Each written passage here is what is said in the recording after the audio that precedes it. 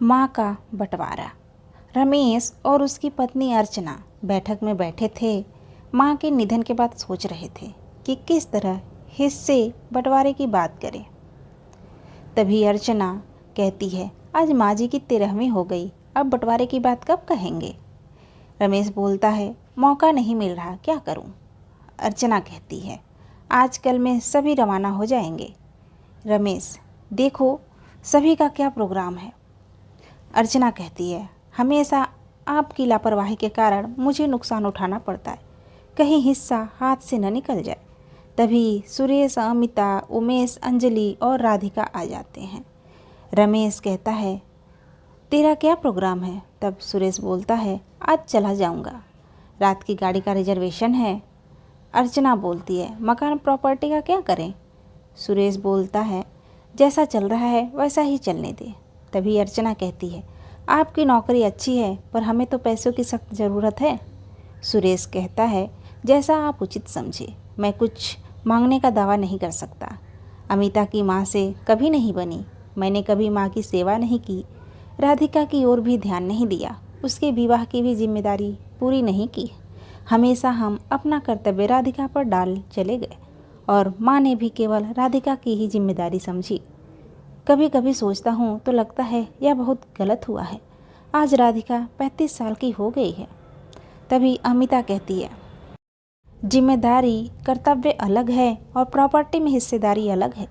सुरेश कहता है, नहीं, हमने जब सेवा नहीं की तो मेवा की उम्मीद नहीं करना चाहिए, मैं अपना हक छोड़ रहा हूँ।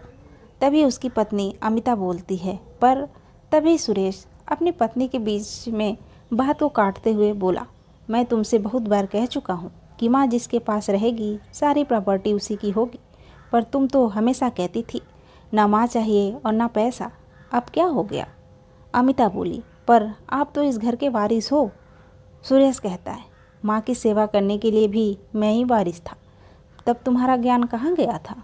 तभी छोटा भाई उमेश बोलता है, भैया यह सब बाद में सोचेंगे, अभी तो आप सब खर्चे का हिसाब करिए। और एक लिस्ट दिखाते हुए कहता है, माँ का अंतिम संस्कार और पूजा पाठ का यह हिसाब है। तभी राधिका बोली, यह मुझे दे दीजिए, माँ ने कहा था कि उनका सब कार्यक्रम उन्हीं के पैसे से हो।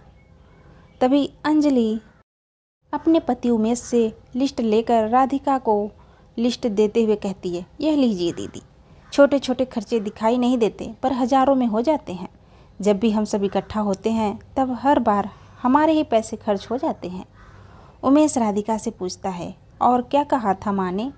राधिका बोली, छोड़ो सब बातें, कहा तो बहुत कुछ था। रमेश बोला, हमें भी तो मालूम हो। तब राधिका कहती है, आप सबके व्यवहार व रूखेपन से वह रोज़ अपनी लिस्ट में एक वाक्य जोड़ती थी। 4 दिन पूर्व कह रही थी कि जो अभी तक न आए तो मेरे मरने की खबर किसी को न देना। यह सुनते ही अंजलि तपाक से बोली, उन्हें किसी से लगाव नहीं था ना, इसीलिए। राधिका भी बीच में ही बात काट कर बोली, काश ऐसा होता, पर ममता जब सिसकारियाँ भरती हैं ना, तब यह आत्मा बोलती है, कितना तरसती थी सबको जी भर देखने के लिए, इंतजार ही करती रह गई। अर्चना बोली, अब आगे क्या किया जाए, आप ही बताइए। तब राधिका बोली, माँ ने वसीयत लिख रखी थी, मुझे भी नहीं मालूम था, पर 3-4 दिन पूर्व वकील साहब आए थे, मैंने उन्हें आज बुलाया है। यह सुनते ही सभी एक साथ बोले, क्या। राधिका बोली, हाँ वे आते होंगे। तभी वकील साहब का आगमन हो जाता है, सभी नमस्कार कर बैठाते हैं। वकील साहब वसीयत निकालकर पढ़ना शुरू करते हैं। उसमें लिखा था, मैं श्रीमती शारदा देवी पूरे होश हवास में वसीयत लिख रही हूँ कि मेरी जायदाद के हिस्से बराबर सभी बच्चों में बांट दिए जाएं।